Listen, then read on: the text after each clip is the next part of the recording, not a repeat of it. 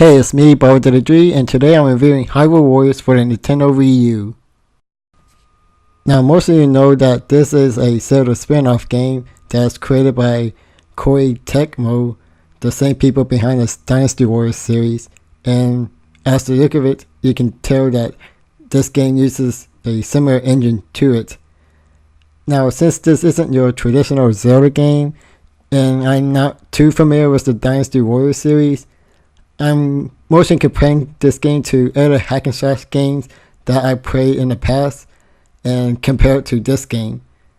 Now, is this a nice distraction before we get our real Zelda game, or is this another quick Nintendo cash-in? Let's find out. The story of the game is Princess Zelda is having a nightmare that she's been having over and over again, and a moment later she finds out that there's an enemy attacking her land, and she, along with Emperor and the Hyrulean army, must help to defend it, which includes our main protagonist, Link. Now, after Link, Emperor, and the rest of the army defeat the enemy, they learn that Princess Zelda mysteriously disappeared, and it's up for them to find her, as well as stop the main antagonist, Sia, for taking over Hyrule. That's pretty much the story without spoiling too much. Now, the gameplay is pretty simple in this game. It's pretty much just beat up every opponent by using every attack you got. You press buttons to perform different kind of combos. You have pretty much your basic attack, your strong attack, your special attack, and your items like bows and arrows, bombs, to defeat certain enemies or get through obstacles. This game is pretty simple and very easy to pick up. You can play as many different characters and customize their stats, including getting new weapons with different elementals, which will help in some mission later in the game. Now it's time for me to talk about the pros and cons of this game. And this is going to be pretty interesting because every point I make has some positive and negative to it, and it's up to you, the viewers, to decide whether these positive and negatives are going to affect you when you play this game. Now, my first comment is, even though the game is pretty simple to pick up and anybody can play it really easily with very simple controls, I feel like because of that, there's really not much to do with this game, and it can get pretty repetitive at times.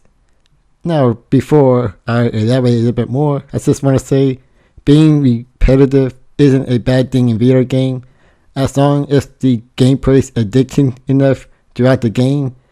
I don't think you should have any problem with that.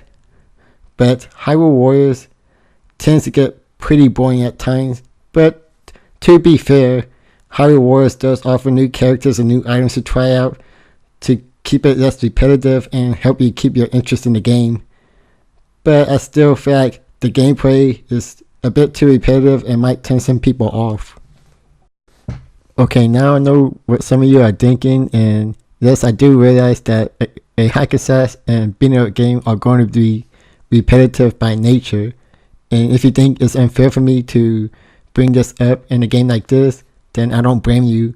But I feel like I still need to bring this up because there may be some gamer who doesn't know how this game plays, and I feel like they need to know this game can be pretty repetitive, and if they don't enjoy games like that, then I should be able to warn them that this game may not be for them.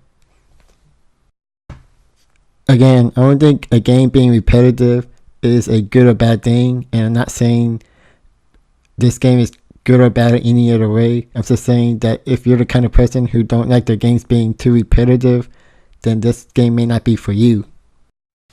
This game also offers lots of characters that offer very similar gameplay despite having slightly different abilities and special moves. This is a good thing because A, players don't have to learn every new moveset that a new character has, and B, you are pretty much forced to use a new character once in a while, so it's easy to pick up and play. But on the downside, because each character feels like the same, it makes them less unique and special despite having slightly different abilities and special moves. So a slight nitpick there.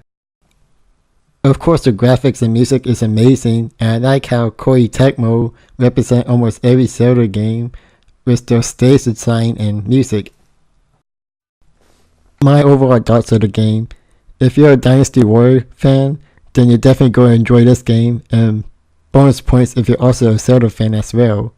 Now for the hardcore Zelda fans, if you're interested in games like this, then chances are you're going to find this game very fun and enjoyable.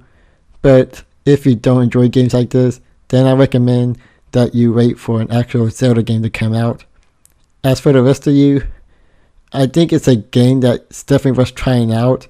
Whether you want to buy it right now, rent it, or wait for the price to get lower, it's definitely a game that you should give a try. As for me, if I had to rate this game, I think it's a slightly above average game. Not a terrible game, but it's a decent game, but I don't see myself going back and playing it over and over again, unless you're a hardcore Zelda fan, maybe. So, again, not to be too negative about this game, because it is a decent game, but I recommend you renting it if you're not entirely sure about it.